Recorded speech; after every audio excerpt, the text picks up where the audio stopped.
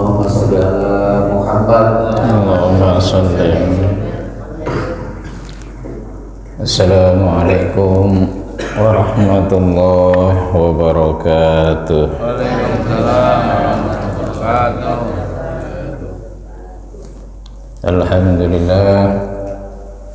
Alhamdulillahi malikil a'lam, ghafiriz dzunubi wal asam, alladzi ja'ala ta'lim wa ta'allum min ahammi ta'alimil Islam. Asyhadu an la ilaha illallah wahdahu la syarika lah, syahadatan tunjina min jami'il ahwali wal afati wal alam. Wa asyhadu anna sayyidana wa nabiyyana Muhammadan abduhu wa rasuluh, ma'danul ulumi wal irfani wal hikam. Allahumma fasalli wa sallim wa barik ala khairil anam, habibina wa syafi'ina wa maulana Muhammadin sallallahu alaihi wasallam, nuriz zalam, wa ala alihi wa ashabihi wa atba'ihi min yaumir risalatihi ila yaumis siham. Amma ba'du, rabbi shrah li sadri wa yassir li amri wa hlul 'uqdatam min lisani yafqahu qawli.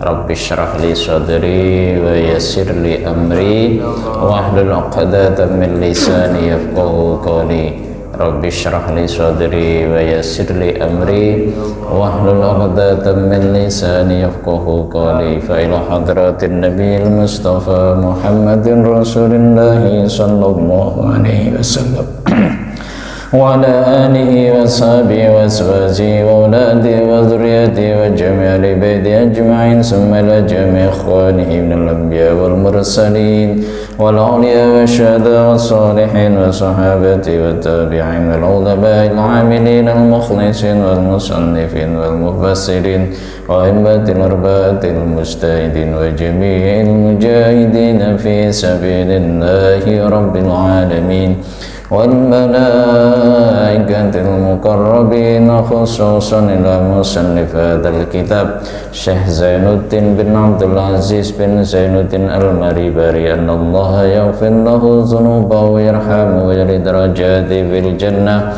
Nafa'anallahu bihi wa bi'ulumihi fid dharain, lana lahu wa lahumul Fatihah. A'udzu billahi minasy syaithanir rajim. Bismillahirrahmanirrahim. Alhamdulillahi rabbil alamin, arrahmanir rahim, maliki yaumiddin, iyyaka na'budu wa iyyaka nasta'in, ihdinas siratal mustaqim, siratal ladzina an'amta 'alaihim ghairil maghdubi 'alaihim waladdallin. Amin.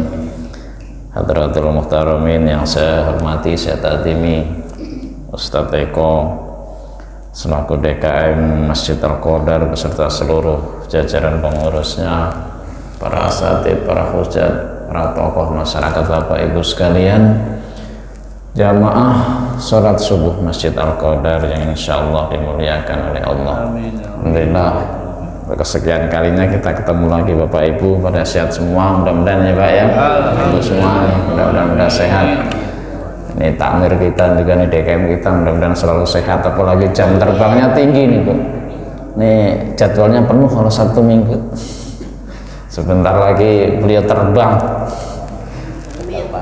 minggu depan lagi ya. Ini musimnya orang nikah Ibu ya, banyak acara, banyak ini ya. Kita doakan semuanya berjalan lancar, sehat, kita semua diberikan sehat. Mari sekali lagi baca Fatihah, mudah-mudahan kita semua nih yang hadir di majelis ini diberikan sehat afiat, umur yang panjang dan barokah, rezeki yang banyak dan berlimpah, diberikan putra putri yang salehah, Kapan kita berpulang kepada Allah diberikan kematian yang husnul khatimah. Ala hadhihi niyah fa ila hadratin nabiyil mustafa Muhammadin Rasulillah sallallahu alaihi wasallam. Al-Fatihah. A'udzu billahi minasyaitonir rajim. Bismillahirrahmanirrahim. Alhamdulillahi rabbil alamin. Arrahmanir rahim. Maliki yaumiddin. Iyyaka na'budu wa iyyaka nasta'in. Ihdinas siratal المستقيم صراط الذين أنعمت عليهم غير المغضوب عليهم ولا الضالين آمين. Jadi menyambung pertemuan yang kemarin Bapak Ibu sekalian. Kemarin kan dinyatakan, disebutkan iman kita itu naik turun, bisa bertambah dan bisa berkurang. Banyak sebab yang menjadikan iman kita itu bisa naik dan bisa turun, dan ada beberapa hal yang bisa membuat iman kita itu naik dan juga bisa turun. Nah, kalau yang kemarin salah satunya disebutkan adalah dengan banyak berzikir la ilaha illallah. Karena itu kemarin dinyatakan jadidu imanakum min qauli la ilaha illallah. Jadi kalau kita kemarin disebutkan kalau ingin iman kita itu selalu dia stabil bertambah, ya kita banyak berzikir la ilaha illallah. Di luar itu masih banyak lagi biar iman kita itu bisa bertambah, terus bertambah. Salah satunya ya kayak sekarang ini kita mengikuti taklim. Nah, kalau kita belajar gini, ngaji begini kan mendapat siraman-siraman rohani dari para guru-guru kita. Ini juga insya Allah akan menjadikan iman kita menjadi bertambah. Dan termasuk juga terutama yang paling penting juga kita biasakan untuk membaca Al-Quran. Baca Al-Quran itu juga membuat iman kita menjadi bertambah. Karena dalam Al-Quran kan juga disebutkan innamal mu'minuna alladzina idza dzukirallahu wajilat qulubuhum wa idza tuliyat alaihim ayatu zadatuhum imanan. Jadi kata Allah Subhanahu wa taala dalam surat Al-Anfal itu, orang beriman itu adalah orang yang ketika disebut Allah, nama Allah, bergetar hatinya.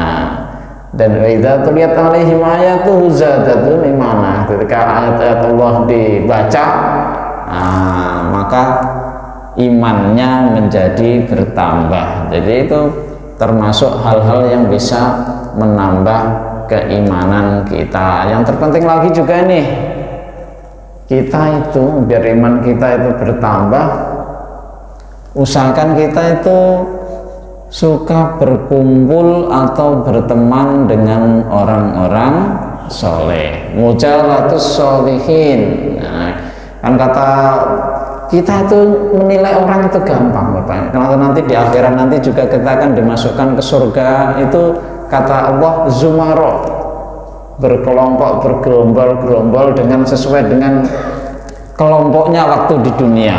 Nah, kumpulannya siapa waktu di dunia itu.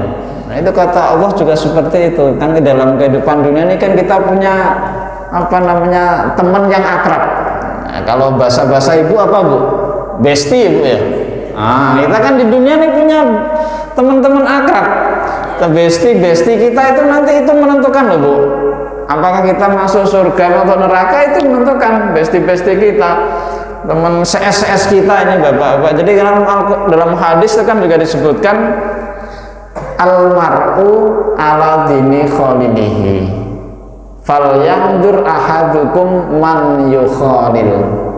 Menilai keagamaan seorang itu gampang sebenarnya. Nih kita ngelihat nih Pak Eko nih, Pak Ustadz Eko nih orang soleh apa enggak sih? Gampang nilainya. Tinggal almar'u ala dini khalili, dilihat aja temannya siapa. Ya kalau temannya Ustadz Eko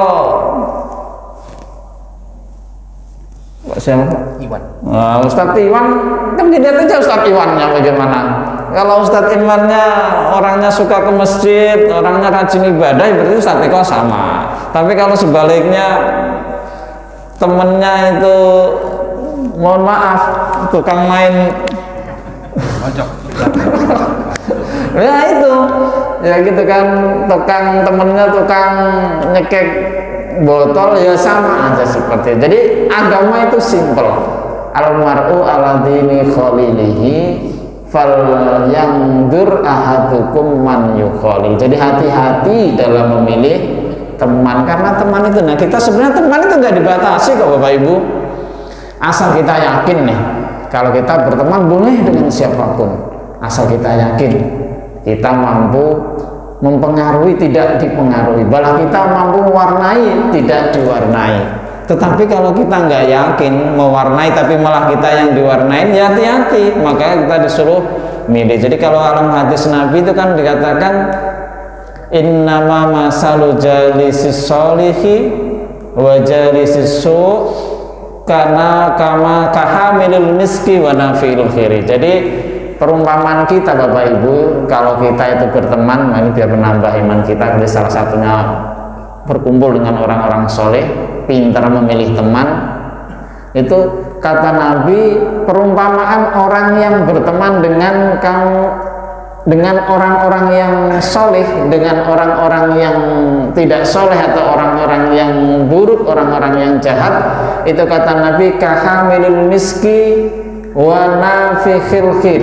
Jadi perumpamaan kita berteman dengan orang-orang soleh, duduk dengan orang-orang soleh itu seperti hamilul miski, seperti penjual minyak, hamilul miski, wa nafikhil khir, sama orang yang suka niup perapian atau suka niup kompor.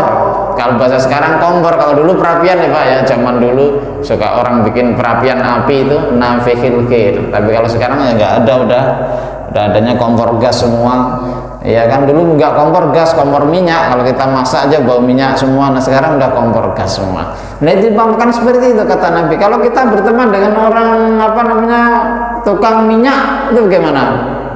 Iya, kalau kita berteman sama tukang minyak ya kita pertama minimal bisa beli minyak dari dia. Orangnya kalau teman kita tukang minyak murah hati, kita dikasih minyak. Ya kalaupun nggak dikasih, nggak kuat beli, paling nggak ya kita dapat ketularan wanginya, baunya, ya kan, bau wanginya. Nah kalau berteman sama nafikhil khair, tukang niup perapian, tukang niup kompor, tukang niup api, ya ayukhrika siabaka, maka paling enggak ya bahayanya baju kita akan terbakar, kita akan ikut terbakar. Kalau kita berteman dengan orang yang enggak benar, kalau kita pun enggak punya filter yang kuat, kita akan ikut menjadi tidak benar, atau paling enggak ya kita akan mendapatkan ayajida rehan muntinah, ya paling enggak kita ikut bau sangit. Itulah yang akan kita dapat kalau kita temennya tidak benar. Nah sekarang melanjutkan yang kemarin, salah satu yang dianjurkan oleh Rasulullah agar kita bisa terus memperkuat iman kita, menambah iman kita, menstabilkan iman kita adalah dengan banyak berzikir la ilaha illallah. Lalu mengapa sih kita dianjurkan untuk banyak berzikir la ilaha illallah? Karena zikir la ilaha illallah itu banyak sekali manfaat dan hikmahnya. Nah pada pagi ini kita akan membaca, kita akan membahas tentang apa sih fadilah atau keutamaan kita membaca la ilaha illallah. Nah, la ilaha illallah disebutkan, udah hafal semua Pak ya, miftahul jannah la ilaha illallah, afdhalul zikri la ilaha illallah. Benarkah itu? Nah kita baca sekarang, nanti ada juga kisahnya di sini tapi mungkin nggak tahu nyampe apa enggak waktunya. Baik, bismillahirrahmanirrahim, mari kita baca. Bismillah, qala al-musannifu rahimallahu ta'ala nafa'anallahu bihi wa bi'ulumihi fid dharaini amin. Wa syaikhani, dan telah meriwayatkan siapa as-saikhon. Saikhon kalau dalam dunia hadis itu disebut sebagai dua syekh dalam dunia hadis, itu berarti Imam Bukhari dan Imam Muslim. Jadi disebut kalau dua syekh, Imam Bukhari dan Muslim. Pada pertemuan yang dulu-dulu udah pernah saya sampaikan bahwa kalau kita yang terlahir di Indonesia nggak perlu kecil hati. Dulu kan waktu pembukaan kitab ini saya sebutkan bahwa banyak ulama-ulama besar itu meskipun Islam itu turunnya di Arab, orang-orang hebat pada masa lalu yang punya pengaruh luar biasa dalam dunia Islam itu bukan hanya orang-orang Arab, bahkan sebagian besar nih, malah sebagian besar ulama-ulama yang hebat itu justru bukan dari orang-orang Arab. Contoh yang tadi kita sebut Imam Bukhari itu, Bu, kenal kan Bu Imam Bukhari yang disebut sebagai maharajanya hadis, pokoknya rajanya hadis lah, karena beliau menguasai menghafal sampai jutaan hadis, kemudian disaring, disortir hadis itu menjadi sekitar 6.000 sampai 7.000 hadis dalam kitab Sahih Al-Bukhari. Itu bukan orang Arab juga, Bu. Nah, Al-Bukhara, jadi orang zaman dulu itu kalau disebut tinggal belakangnya, tinggal dilihat aja. Al-Bukhara, Bukhari itu orang Bukhara. Bukhara itu ada di mana, Bu?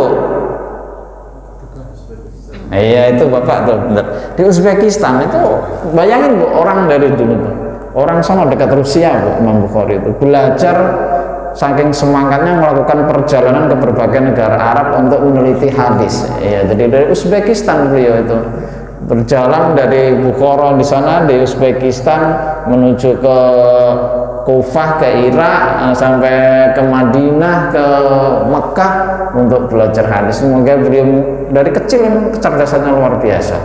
Tapi waktu kecil Imam Bukhari itu, mohon maaf, waktu kecil itu buta, gitu. Tapi nggak dari lahir. Jadi Imam Bukhari itu waktu kecil buta, ibunya sedih, Bu. Namanya anak yatim, Bu, masih kecil tinggal meninggal oleh orang tuanya, beliau itu buta. Ibunya sangat sedih. Ibunya adalah perempuan yang sangat solihah. Melihat anaknya buta itu sedih. Tiap malam beliau berdoa kepada Allah, melakukan sholat tahajud, memohon kepada Allah agar anaknya yang kecil ini disembuhkan sakitnya oleh Allah. Tiap malam beliau berdoa, memohon kepada Allah lewat sholat malam. Akhirnya suatu malam ketika ibunya ini sedang sholat, ketiduran, Bu, dalam sholatnya. Nah, sholat malam itu kan kayak sama nih, habis subuh kayak gini. Ya, Pak, ngaji subuh itu gimana, Pak? Enak banget kan buat tidur, Pak? Nikmat banget. Ya memang begitu, hukum alamnya begitu, tak? Kalau ngaji subuh itu ngantuk itu udah pasangannya. Karena kata Nabi apa? Maka ada qaumun yadhkurunallaha illa hafatsumul malaikatu wa ghasyiyatuhumur rahmatu wa nazalat alaihimul. Jadi kalau sekelompok orang ini berkumpul sambil berzikir kepada Allah, sambil dalam riwayat lain yatluna kitab Allah, sambil membaca kitab Allah, mengaji, ini ya apa yang terjadi?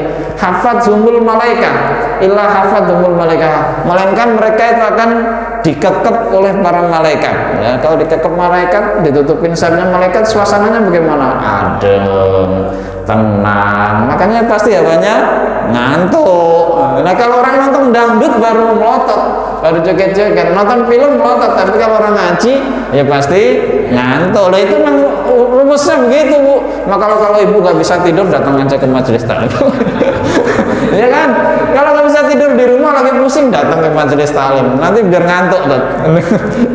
Tapi kalau ustadznya serius banget, oh pasti langsung ngantuk, langsung tidur. Makanya itu memang hukumnya seperti itu, kata Nabi juga begitu. Jadi kalau ada majelis taklim itu bawahnya ngantuk, emang begitu hukumnya. Memang malaikat semua yang di situ bawahnya adem, ayem. Jadi itu yang buat kita ngantuk. Kembali kepada Imam Bukhari tadi. Imam Bukhari itu Pak, ibunya luar biasa solehah.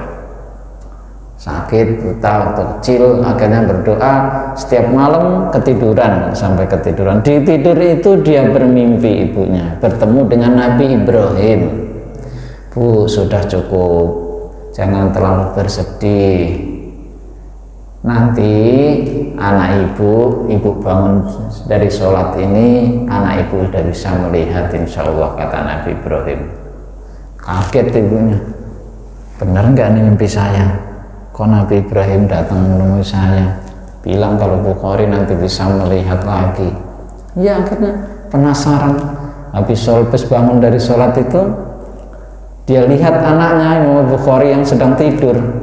Tapi namanya seorang ibu, naluriah ibu itu melihat anaknya masih kecil, belum waktu subuh, mau saking penasarannya ingin membuktikan mimpinya benar apa enggak, mau dibangunkan nggak tega. Kita itu kalau lihat anak kita apalagi masih malam ya emang sebenarnya satu sisi gimana, tapi kalau lihat tidur melungker gitu kan kasihan. Tidur melungker pules banget mau kita bangunkan itu kasihan kalau masih anak masih kecil. Itu Imam Bukhari begitu, Bu. Ibunya ngelihat tuh, ya Allah, saking sedihnya dia habis mimpi mau ingin membuktikan karena penasaran dengan perkataan dalam mimpi tapi nggak tega. Ditunggulah waktu subuh tiba. Ketika waktu subuh tiba anak kecil ini bangun, ya emang itulah qadarullah. Doa seorang ibu itu, jadi ada 3 doa yang pasti tidak akan pernah ditolak oleh Allah. Salah saudawatin la syakka, jadi la turadda fihinna. Jadi ada 3 doa yang pasti akan didengar oleh Allah. Jadi ini hati-hati, ada 3 doa ini yang pasti akan didengar oleh Allah. Jadi kita hati-hati. Yang pertama kata Rasulullah, da'watul madlum, doa orang yang teraniaya. Orang teraniaya itu biar dia bukan orang Islam, Bapak Ibu mohon maaf, umum di sini hadisnya disebutnya dakwatul madlum. Mau yang kita aniaya itu orang Islam, bukan orang Islam, orang baik bukan orang baik, kalau dia orang yang teraniaya sekali dia menjerit mengadu kepada Allah, maka tidak ada hijab antara doa itu dengan orang. Maka kita hati-hati jangan sampai menganiaya, menzalimi orang, siapapun orang itu. Karena sekali dia berdoa, dia mengadu kepada Allah, doanya tidak akan pernah ditolak oleh Allah. Terus yang kedua, dakwatul musafir. Itu kalau ada orang-orang ketemu orang musafir yang kelihatan bener ada di masjid gitu lewat, atau kadang-kadang kan gitu. Kalau ada orang musafir kita itu di masjid dikasih apa-apa, minta doanya Bu sekalian. Karena doa orang musafir itu, kalau musafir yang kelihatan kehabisan bekal minta-minta mengetuk rumah kita, usahakan kalau dia musafir beneran. Tapi sekarang kan susah bedain ya Pak ya. Sekarang modusnya itu loh yang bikin, jadi kita itu kadang beramal itu kadang-kadang juga menjadi, ya mohon maaf, meskipun yang penting niat kita itu beramal, tapi kadang-kadang karena berbagai kasus kejadian itu sering kan Bu ya, kita beramal itu menjadi agak ragu nih bener enggak, kayak yang gitu tuh mohon maaf. Kalau kadang-kadang kita suka di jalan itu bawa spanduk apa gitu kan, ini mohon bantuannya Bapak Ibu, ini anak kita sedang operasi ini kan banyak tuh sering tadi ya, iya kan di jalan-jalan itu ya. Kadang-kadang dalam hati kita sampai bikin spanduk, bikin ini, terus yang ini juga banyak, itu bener apa enggak kadang kalau melihat. Sementara yang bawa spanduk juga orangnya metal-metal begitu apa namanya, rocker-rocker atau anak punk gitu kan. Jadi satu sisi kan kita agak ini, tapi itulah doa itu tadi ada yang paling mustajab, ada 3 yang tidak akan pernah diterima. Ada 3 orang yang doa tidak pernah diterima, tidak akan pernah ditolak, mohon maaf, tidak akan pernah ditolak oleh Allah. Dakwatul madlum, dakwatul musafir. Terus yang ketiga ini dakwatul walid li waladihi, doa orang tua. Doa orang tua kepada anaknya, baik doa bapak maupun doa ibu, itu tidak akan pernah diterima oleh Allah, tidak akan pernah ditolak oleh Allah Subhanahu wa ta'ala. Maka Bu, Bapak sekalian, sekesal apapun kita Pak, mohon maaf, kita yang sudah sebagai orang tua, sekesal apapun kita kepada anak, semarah apapun kita kepada anak, jangan sampai Bapak Ibu ya keluar kata-kata buruk dari mulut kita untuk anak-anak kita, apalagi doa-doa buruk untuk anak-anak kita. Mengapa? Karena sekali itu terucap dari mulut kita, itu akan diijabah oleh Allah. Sementara ketika doa itu sudah diijabah oleh Allah, tidak bisa kita tarik kembali. Kita nih mendoakan buruk untuk anak kita Bu, kalau terjadi hal yang buruk untuk anak-anak kita, siapa yang sedih Bu?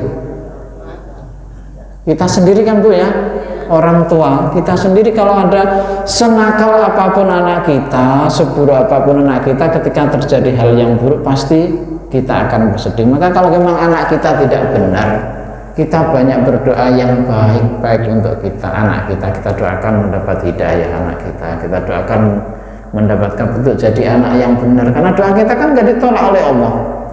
Doa orang tua kita doakan, insya Allah kalau kita berdoa dengan penuh khusyuk, dengan penuh kesungguhan kepada Allah, insya Allah anak kita akan menjadi benar. Kadang-kadang kan gitu, kita itu kadang Sebenarnya kesal buruk baik buruknya anak kita itu juga kadang tergantung kepada kita. Jadi bukan murni kesalahan anak-anak kita, kadang kita emang ya kadang kita ini mendidik anak kita nggak benar, kita memanjakan anak-anak kita, kadang itulah yang membuat anak kita menjadi tidak benar. Karena dalam Al-Quran kan dinyatakan nama amwalukum wa auladukum fitnah, anak kita itu ujian buat kita. Nah, makanya itu kita harus hati-hati, anak-anak kita itu bukan semata-mata nikmat, tapi adalah ujian. Maka di akhirat nanti ada di orang tua yang masuk surga karena anaknya, tapi banyak juga orang tua yang masuk neraka karena anaknya. Ya, kalau kita tidak pernah peduli kepada anak-anak kita manja anak kita, sementara kita tidak berikan dia pengajaran akhlak, etika, tata krama, tidak suruh kita mengaji. Nah itu nanti kalau ibu, biarpun ibu ibadahnya banyak, bapak ibadahnya hebat, bapak nanti bapaknya di sana dihisab masuk surga, tapi anak kita tidak pernah kita perhatikan. Ketika nanti di sana dia protes, ketika kita udah mau masuk surga, di stop dulu sama malaikat ketika anak kita protes. Nah itulah maka pentingnya kita punya tanggung jawab kepada anak-anak. Kembali kepada ini Bu, kita meriwayatkan hadis ini diriwayatkan oleh Imam Bukhari dan Imam Muslim. Dua-duanya bukan orang Arab. Kalau Imam Muslim ini muridnya Imam Bukhari juga bukan orang Arab, dia orang Persia. Kalau sekarang dia disebutnya Iran itu. Rawahu Asy-Syaikhaani, dan meriwayatkan siapa Asy-Syaikhaani, Imam Bukhari dan Imam Muslim. Meriwayatkan an Utsman bin Malik, dari Utsman bin Malik, apa kata Rasulullah? Innallaha, sesungguhnya Allah, qad harama, benar-benar mengharamkan siapa Allah, alan nari, atas neraka, mengharamkan man, terhadap orang, kola, yang mengucapkan siapa man, yang banyak membaca siapa man, la ilaha illallah, yaitu membaca la ilaha illallah, yabtagi bizalika wajhallah, yabtagi, yang mengharap siapa man, bizalika, dengan bacaan la ilaha illallahnya itu Allah, murni untuk Allah. Jadi ini hadisnya. Ada hadis lagi bahwa innallaha harrama 'alan nar man qala la ilaha illallah yabtagi bizalika wajhallah. Jadi orang yang banyak berzikir la ilaha illallah itu akan diharamkan jasadnya oleh Allah dari merasakan siksa api neraka. Ini hadisnya. Jadi kisahnya dulu juga ada. Pada masa lalu itu ada orang, dikisahkan dalam kitab Nasaihul Ibad kalau nggak salah. Jadi dulu itu ada orang, Bu, suatu ketika orang ini sebenarnya orang ini yang nggak seperti kayak kita lah, bukan soleh banget, bahkan banyak dosa-dosanya. Suatu ketika dia ini orang yang seperti kita, orang awam ini disebutkan dalam kitab itu menggunakan kata rajulun, nggak dijelaskan siapa orangnya, tapi sebutkan orang itu melakukan ibadah haji. Ibadah haji. Nah pada saat wukuf di Arafah, itu orang itu mengambil beberapa 7 buah batu, ambil pas wukuf di Arafah, namanya Arab, tanah padang pasir, banyak batu kerikil itu, batu-batu. Dia ngambil 7 batu, Bu. Lalu dengan 7 batu dia berkata kepada 7 batu itu, wahai batu, saksikanlah bahwa aku berucap la ilaha illallah Muhammadur Rasulullah. Ini orang dengan tulus ketika habis melakukan wukuf di Arafah dapat hidayah mengucapkan itu, dia mohon kesaksian, minta disaksikan oleh batu, 7 batu yang dipegang itu. Kemudian malam harinya orang ini bermimpi kiamat sudah terjadi. Terus proses kiamat berjalan, mulai dari hisab, dan hisab saat itu sudah dilakukan atas dirinya. Lalu akhirnya setelah dihisab ini ternyata laki-laki ini lebih banyak keburukannya, amal buruknya ternyata lebih banyak. Lalu dalam mimpi itu dilihat, kemudian diseretlah dia sama malaikat azab, akan dilemparkan ke neraka karena amalnya kurang, Bapak Ibu. akhirnya ditimbang tuh kalah amal baiknya sama amal buruknya, diputuskan dia setelah dihisab juga dia masuk neraka. Lalu diseret dia sama malaikat akan dimasukkan ke neraka. Tapi ketika malaikat itu sudah sampai ke pintu neraka, lelaki ini yang mau dilempar ke neraka ini, tiba-tiba di pintu neraka itu ada batu. Ada batu. Batu ini menghalangi jalan yang mau ke neraka. Malaikat ini, malaikat azab, banyak malaikat azab itu sudah berusaha, batu itu mau diangkat, tapi tidak bisa, tidak kuat malaikat yang mau mengangkat batu itu. Akhirnya diseret lagi laki-laki itu nyari pintu neraka yang lain. Pintu neraka itu tidak hanya satu seperti hanya surga. Pintu neraka itu banyak, ada 7. Wakilah melalui. Kemudian ditarik lagi ke pintu yang lain. Ternyata di situ juga ada batu. Ditarik lagi, mau dilewatin pintu neraka yang lain, ada batunya lagi. Sampai 7 kali setiap pintu neraka yang akan dilewati untuk melemparkan orang itu ke neraka ada batunya, dan setiap kali para malaikat tidak menyingkirkan batu itu tidak bisa. Nah inilah tuh, malaikat bingung, akhirnya menghadap Allah, ya Allah, ini adalah orang kok, ada orang nih jatahnya neraka nih, amalnya kurang, kalau dihisab udah dikhitungannya jelas ini ahli neraka ya Allah, tapi ketika mau saya lempar kok, saya bawa ke neraka, setiap saya mau masuk pintu neraka kok ada batu yang menghalangi ya Allah. Bagaimana ini, apa sebenarnya yang terjadi, kata malaikat. Apa kata Allah? Itu batu sedang menunaikan kewajibannya kepada orang yang hendak kamu lemparkan ke neraka. Batu itu mempunyai hak untuk melindungi orang yang akan kau lempar ke neraka, karena sudah dia menjadi saksi atas keikhlasan orang itu membaca la ilaha illallah. Maka bagaimana mungkin aku, Allah yang maha rahman, Allah yang maha menyaksikan, tidak menyaksikan, tidak menjadi saksi atas ucapan orang itu ketika dia bertauhid, ketika dia memuji dan mengagungkan namamu. Dah bawa aja deh dia ke surga, kata Allah. Akhirnya dibawa laki-laki yang pendosa itu ke surga, Bu. Tapi ternyata karena memang amalnya kurang, hisabnya rendah, pas mau masuk ke surga, delalah kalau orang Jawa bilang. Delalah, iya, pintu surga juga digembok. Mau dibawa ke neraka dihadangin batu, mau dibawa ke surga pintunya digembok, pintu surganya. Bingung malaikat. Waduh, Allah memerintahkan kita dibawa ke surga, giliran dibawa ke sini pintunya digembok. Tadi dibawa ke neraka nggak boleh dihadangin batu, dibawa ke surga pintu surganya digembok. Lalu apa yang terjadi kemudian? Ya. Sampai di pintu surga digembok. Iya. Mohon izin Iya. lewat sebentar. Oh iya. Maaf ya, saya pamit dulu. Iya. Terima kasih. Hati-hati tapi kok. Ya. Iya.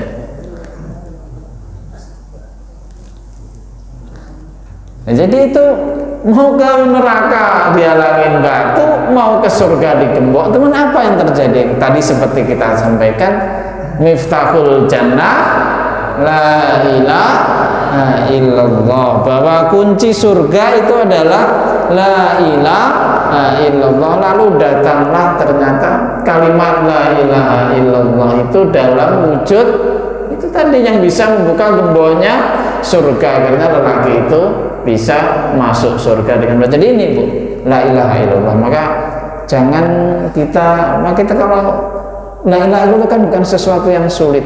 Kita mengucapkan la ilaha illallah itu sesuatu yang sudah biasa dan lisan kita tidak terlalu sulit untuk mengucapkan itu. Maka kita memperbanyak, anjurkan oleh Rasulullah untuk memperbanyak la ilaha illallah. Ya, kita kalau habis sholat itu disisihkan waktu barang berapa untuk berzikir la ilaha illallah, barangkali 33 kayak syukur-syukur lebih dari itu kan ini banyak tangan kita sambil dipegang itu, kalau kita nggak bertasbih dihitung aja la ilaha illallah, la ilaha illallah. Kita biasakan sama itu la ilaha illallah sama sholawat, karena itu pasangan dari la ilaha illallah Muhammadur Rasulullah. Kalau kita berzikir ya la ilaha illallah sama sholawat, paling enggak minimal itu, ditambah lagi dengan zikir-zikir yang lain kalau kita masih punya, tapi minimal itu paling enggak la ilaha illallah sama sholawat. Itu karena fadilahnya itu luar biasa, baik sholawat maupun zikir la ilaha illallah. Kita baca lagi, kita lanjutkan lagi hadisnya Bu, biar agak dapat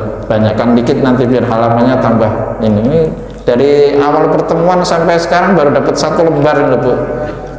Udah berapa kali pertemuan baru dapat 1 lembar bolak-balik. Terus bismillahirrahmanirrahim. Wa ibni Asakir, dan dari Ibnu Asakir an Aliin radhiyallahu anhu, ada hadis yang diriwayatkan dari Ali radhiyallahu anhu, Ali bin Abi Thalib. Tahu Ibu ya Ali ya, sahabat Rasulullah, Abu Bakar, Umar, Utsman, Ali ini yang disebut sebagai Khulafaur Rasyidin, sahabat yang paling besar. Sahabat Rasulullah ya banyak Bu, tapi yang karena yang menjadi khalifah Rasulullah, pengganti Rasulullah 4, maka disebut Khulafaur Rasyidin, Abu Bakar, Umar, Utsman, Ali. Sahabat Rasulullah banyak dan berjasa yang paling banyak juga 4 orang ini. An Aliin radhiyallahu an, dari Ali radhiyallahu an, Nabi sallallahu alaihi wasallam, dari Nabi sallallahu alaihi wasallam, hadasani, telah bercerita, telah memberitahu nih kepadaku siapa Jibrilu, malaikat Jibril. Jadi kata Rasulullah, malaikat Jibril telah memberitahukan kepadaku, qala, berkata siapa malaikat Jibril, yaqulu, telah berfirman siapa Allah Ta'ala. Jadi Allah Ta'ala telah berfirman, ini namanya hadis qudsi. Kalau ada hadis, kalau yang berkata Rasulullah berarti hadis nabawi, tapi hadis qudsi itu hadis tapi yang berkata Allah, tapi diriwayatkan oleh Nabi, itu namanya hadis qudsi. Jadi firman Allah itu ada 2, ada yang dalam Al-Quran disebut namanya ayat Al-Quran, tapi ada juga firman Allah yang disampaikan Nabi tapi bukan termasuk dalam ayat Al-Quran, itu disebut hadis qudsi, yang menyampaikan Nabi tapi firmannya Allah langsung. Jadi kata Allah apa? La ilaha illallah, adapun lafal la ilaha illallah, hisni itu adalah perlindunganku, faman dakhalahu, itu benteng perlindunganku, faman dakhalahu, maka barang siapa dakhala, yang masuk siapa manhu di dalam perlindunganku, amina, maka dia akan aman min azabi, dari azabku. Tuh la ilaha illallah itu diibaratkan oleh Allah sebagai benteng itu. Barang siapa yang berlindung di balik benteng, ya dia akan aman dari serangan musuh. Siapa yang banyak berzikir la ilaha illallah, ya dia akan aman dari siksa Allah Subhanahu wa ta'ala. Jadi ini fadilah dari la ilaha illallah. Karena itulah kita Bu, kalau kita tuh ada juga hadis yang lain, man akhiru kalami la ilaha illallah dakhalal jannah. Maka kita kan ketika ada orang mati Bu, mohon maaf, ketika kita menunggui keluarga kita, saudara kita atau siapapun, ketika orang sudah misalkan mohon maaf sakit berat, yang ketika harapan hidupnya sudah sangat sedikit, kita banyak dianjurkan untuk apa Bu? Lakinu mautakum la ilaha illallah. Pernah nggak Bu menyaksikan keluarga kita yang tidak meninggal dunia Bu? Iya. Apa Ibu yang bisa Ibu lakukan?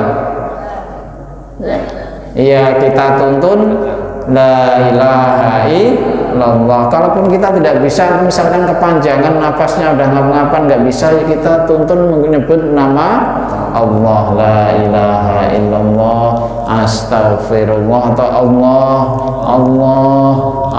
Kita kan itu kalau kita menunggui karena itulah orang meninggal yang paling enak itu adalah ketika orang itu meninggal bersama dengan di tengah-tengah keluarganya. Karena apa?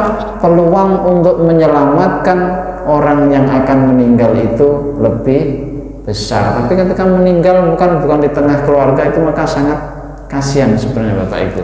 Apalagi orang yang meninggal, mohon maaf, karena tidak ada yang menunggu, itu kasihan. Karena ketika orang akan meninggal itu malah setan akan datang menggoda untuk menyesatkan orang yang sedang mengalami sakaratul maut. Mengapa? Karena itulah ketika orang yang akan meninggal dunia itu dia akan merasakan haus yang luar biasa, haus yang luar biasa.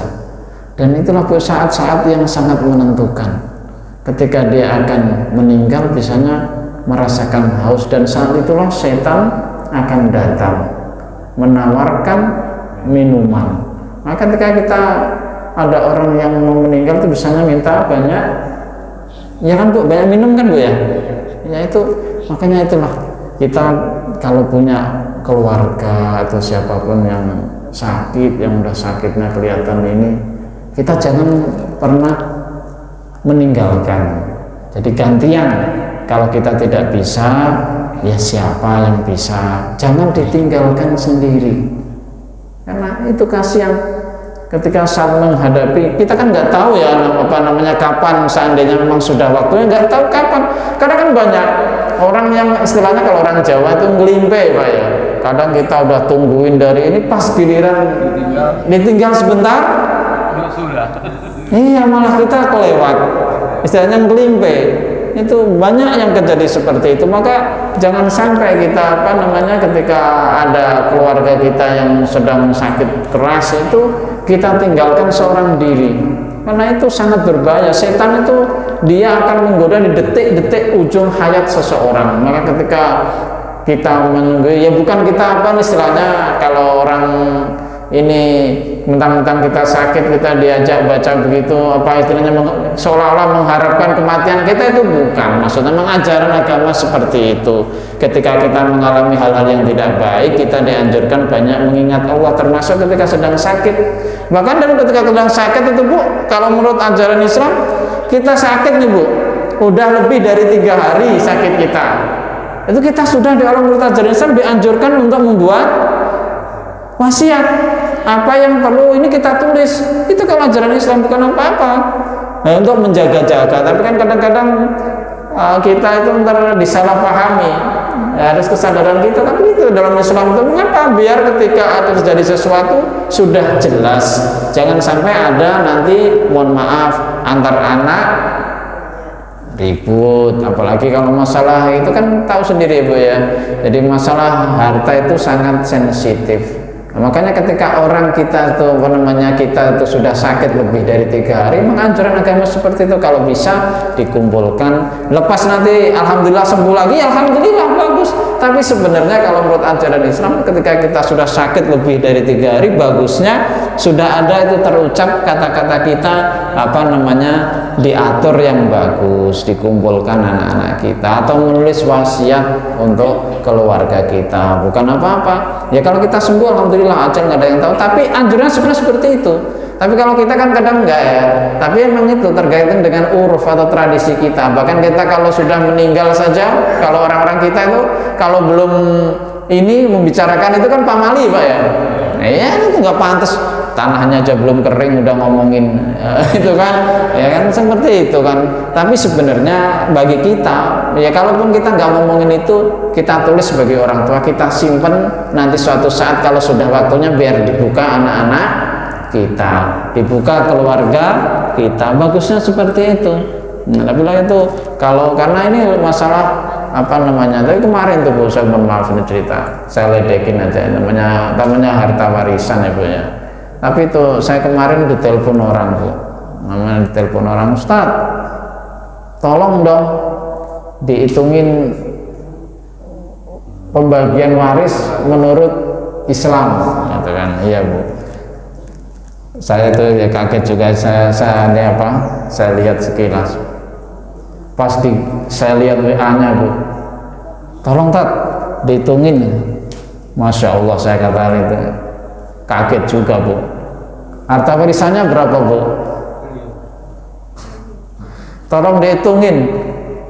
Ditulis 160 miliar Bu. Warisannya 160 miliar. Ini emang orang sini asli Bu. Banyak empang-empangnya dulu Pak di situ. Nah, jadi kan tanahnya mungkin luas, asetnya banyak gitu Pak ya. Jadi empang-empang itu banyak, 160 miliar nih kayaknya. dan ini memang hukum Islam itu, hukum waris yang Islam itu hukum yang akan musnah lebih dulu dari muka bumi. Jadi emang karena ilmu itu tidak dipraktekkan sekarang itu kan, karena sudah ada hukum positif. Jadi kalau rata-rata kan anak kita, keluarga kita tuh kalau bagi waris kan asal sama rata gitu kan Bu ya. Ya kita kan gampangnya begitu, tapi kalau dalam Islam kan enggak sebenarnya. Jadi hanya sekedar balik ke situ bahwa ya ini la ilaha illallah itu dikatakan oleh Allah sebagai hisni atau perlindunganku.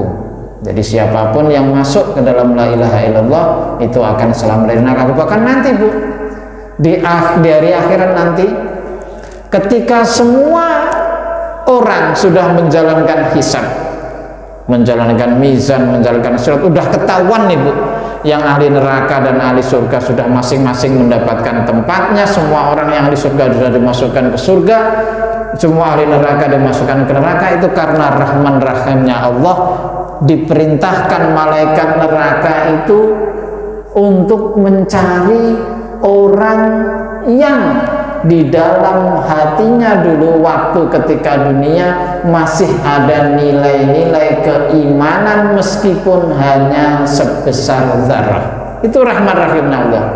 Jadi siapapun di dunia ini yang dia pernah punya keimanan kepada Allah dalam bentuk mengucapkan la ilaha illallah, maka di akhirat nanti dia tetap akan dimasukkan ke dalam surga Allah. Maka ini untung-untungnya orang yang pernah mengucapkan la ilaha illallah meskipun sekali seumur hidup saat nikah doang. Ya kan, kalau kita mau nikah kan apa? Disuruh baca syahadat kan Bu ya, asyhadu alla ilaha illallah. Jangan dianggap sepele Bu, biar itu untuk sahnya nikah. Tapi juga ini untungnya kita yang pernah mengucapkan itu, biarpun hanya sekali, nanti ada peluangnya kita mendapatkan jatah untuk masuk surga. Karena ini namanya la ilaha illallah, asal kita mengucapkannya memang murni karena Allah, ada peluang kita untuk mendapatkan surga. Karena dalam hadis disebutkan Bu, ketika nanti hari sudah semua penghuni surga, penghuni neraka sudah masuk ke tempatnya masing-masing, orang yang terakhir masuk ke surga adalah orang yang mengucapkan dalam sehidupnya hanya mengucapkan la ilaha, meskipun dia banyak dosanya. Dalam disebutkan hadis disebutkan namanya Juhainah. Jadi ketika nanti Juhainah, ini orang namanya Juhainah, dalam hadis yang lain disebutkan Hanat, ini orang yang terakhir masuk surga. Jadi orang udah masuk surga tinggal satu ini, malaikat neraka waktu nyarinya susah, nyelip udah di bawah neraka. Jadi kalau berwujud udah kayak apa, kayak istilahnya kayak segumpal daging saking hancurnya di neraka, tapi dagingnya ini kenyut-kenyut, nyut, ada detak-detaknya gitu. Nah detak-detaknya ini apa? Tinggal daging karena disiksa di neraka hancur lebur, kemudian dibakar udah bercerai-berai. Nah itu tinggal ada kayak semacam daging yang berdetak-detak gitu Bu. Nah daging yang nyut-nyut detak-detak inilah karena dia pernah mengucapkan la ilaha illallah. Akhirnya disuruh oleh Allah bawa ke surga. Itu pernah bersaksi kepadaku kata Allah, diangkatlah namanya ini, nanti di dalam kembali wujudnya sebagai manusia, jalan dia merangkak, namanya Juhainah ini, merangkak menuju di bawah, dikeluarkan di neraka, dia merangkak menuju surga. Itu kan waktunya habis lagi Pak, udah baik. Jadi udah jam 5:30 lagi. Jadi ini akhirnya dibawa juga ke surga, merangkak ke surga sampai di depan pintu surga, bingung Juhainah, disuruh masuk nggak mau, dia takut. Ya Allah, saya masa masuk surga kan saya udah paling belakangan, jangan-jangan surga udah penuh ya Allah, kata protesnya Juhainah. Dia balik lagi mundur, disuruh maju lagi sama, ya Allah malu saya, surga pasti udah penuh nih, saya udah paling ujung, paling belakang ya Allah gitu. Jadi sementara para malaikat para penghuni neraka menangis saat Juhainah diangkat ke suruh masuk ke surga, karena mereka tahu ketika Juhainah orang yang paling rendah imannya sudah masuk neraka, masuk surga, berarti saya yang penghuni neraka tidak ada lagi kesempatan untuk masuk surga. Inilah yang mereka disebut ashabun nar khalidina fiha, para penghuni neraka yang abadi untuk selamanya, nggak ada peluang lagi mereka untuk masuk. Karena Juhainah ini orang yang paling lemah imannya, yang hanya mengucapkan la ilaha illallah, orang yang terakhir masuk surga. Itu dalam wujud yang seperti tadi, tinggal daging nyut-nyutan terus dibentuk manusia kembali setelah keluar dari neraka, utuh lagi, jalan merangkak malu masuk surga. Ya Allah, malu saya udah terakhir, nggak kebagian lagi, surga udah penuh kali ya Allah. Dikatakan siapa bilang udah penuh, udah masuk aja. Masih malu, mundur lagi, disuruh maju lagi sama Allah. Akhirnya yang terakhir dia masuk. Ente gimana sih disuruh masuk surga nggak mau? Surga itu luas, kata Allah.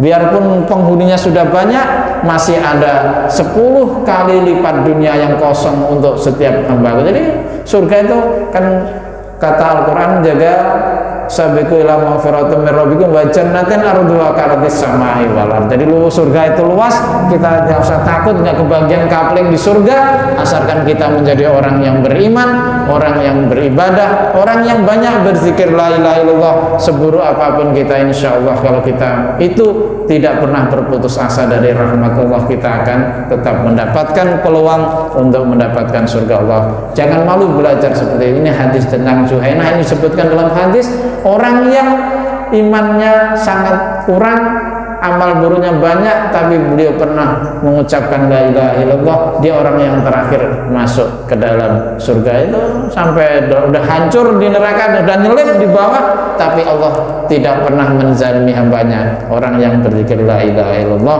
akan tetap dimasukkan oleh Allah ke dalam surga, selama apapun itu prosesnya ya, karena banyak nggak otomatis, karena banyak dosanya ya dibakar dulu di neraka, dibersihin dulu, lumut-lumutnya dihilangin dulu, digosok dulu biar luntur ya, karena dosanya tebel banget ya, nggak bisa ini dulu dimandiin dulu di neraka, tapi ujung-ujungnya karena Rahman Rahim Allah. Tapi mudah-mudahan kita tidak mengalami seperti itu. Mudah-mudahan ada amal-amal kita tertentu yang membuat kita bisa masuk surga dengan mudah. Mudah-mudahan nanti banyak amal yang membuat kita bisa masuk surga dengan mudah. Barangkali ini yang dapat saya sampaikan dalam pertemuan kali ini. Mohon maaf ya Pak Bapak Ibu kalau ada kata-kata yang kurang kenan, ada kekurangan di sana sini. Cukup sekian, mohon maaf. Wallahul muwaffiq ila aqwamit thoriq. Assalamualaikum warahmatullahi wabarakatuh. Waalaikumsalam.